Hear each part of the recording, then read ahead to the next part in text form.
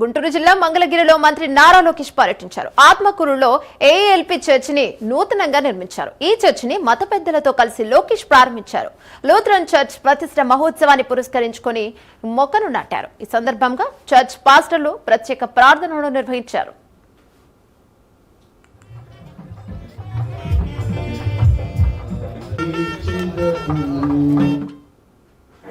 ఒక పవిత్రమైన కార్యక్రమం ఈరోజు మనందరం చేయబోతున్నాం.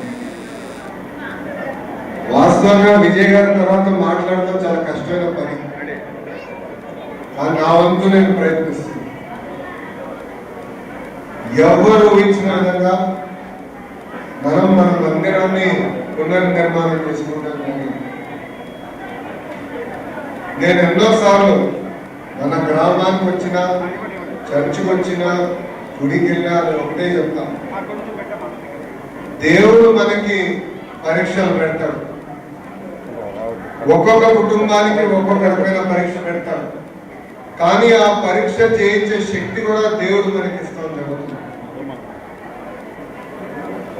క్రిస్మస్ జరిగినప్పుడు కూడా నేను అందరినీ కోరాను, ఒక్కొక్కరిని మనం ఆదుకోవాలి.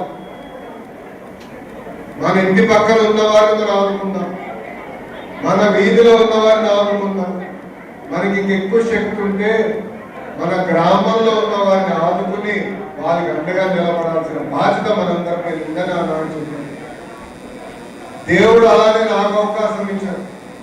మీ మందిరం పునర్నిర్మాణంలో నేను కూడా భాగస్వామ్య అవకాశం దేవుడు నాకు కల్పించాడు. పెద్దలు చెప్పినట్లు శంకుస్థాపనకి నన్ను రమ్మంటే నేను రానని చెప్పాను.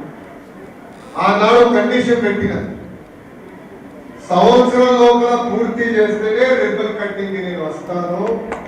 ఏ పని చేసినా ఒక సంకల్పం, ఒక